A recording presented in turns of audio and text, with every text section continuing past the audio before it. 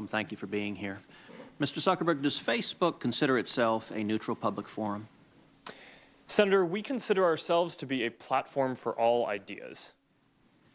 Let me ask the question again. Does Facebook consider itself to be a neutral public forum? And representatives of your company have given conflicting answers on this. Are you a First Amendment speaker expressing your views, or are you a neutral public forum allowing everyone to speak? Senator, here's how we think about this. I don't believe that there is certain content that clearly we do not allow, right? Hate speech, terrorist content, nudity, anything that makes people feel unsafe in the community. From that perspective, that's why we generally try to refer to what we do as a platform for all ideas. Let me try, just because the time is constrained. It's just a simple question.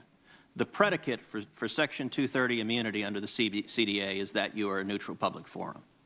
Do you consider yourself a neutral public forum, or are you engaged in political speech, which is your right under the First Amendment? Well, Senator, our goal is certainly not to engage in political speech. I'm not that familiar with the specific legal language of the law that you speak to, so I would need to follow up with you on that. I'm just trying to lay out how broadly I think about this. Well, Mr. Zuckerberg, I will say there are a great many Americans who I think are deeply concerned that Facebook and other tech companies are engaged in a pervasive pattern of bias and political censorship. There have been instances with Facebook. In May of 2016, Gizmodo reported that Facebook had purposely and routinely suppressed conservative stories from trending news, including stories about CPAC, including stories about Mitt Romney, including stories about the Lois Lerner IRS scandal, including stories about Glenn Beck. In addition to that, Facebook has initially shut down the Chick-fil-A Appreciation Day page, has blocked a post of a Fox News reporter, has blocked over 24 Catholic pages, and most recently blocked Trump supporters Diamond and Silk's page with 1.2 million Facebook followers after determining their content and brand were, quote, unsafe to the community. To a great many Americans, that appears to be a pervasive pattern of political bias. Do you agree with that assessment? Senator, let me say a few things about this.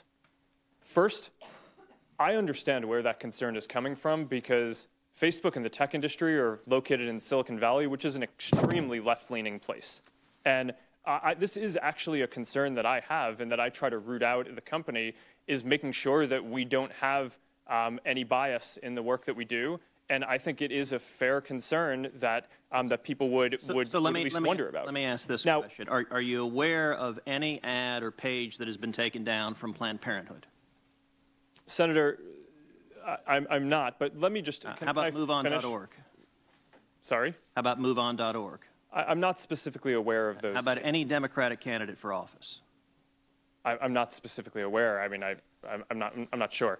In your testimony, you say that you have 15,000 to 20,000 people working on security and content review.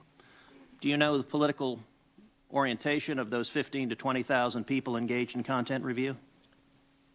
No, Senator. We do not generally ask people about their political orientation when they're joining the company. So as CEO, have you ever made hiring or firing decisions based on political positions or what candidates they supported? No. Why was Palmer Luckey fired?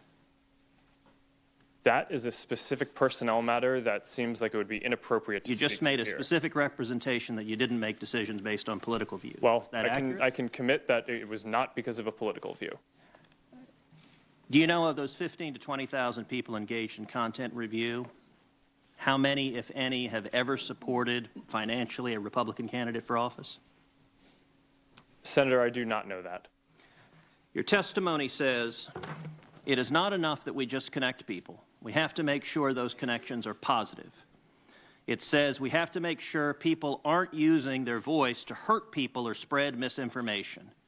We have a responsibility not just to build tools, to make sure those tools are used for good. Mr. Zuckerberg, do you feel it's your responsibility to assess users whether they are good and positive connections or ones that those 15,000 to 20,000 people deem unacceptable or deplorable?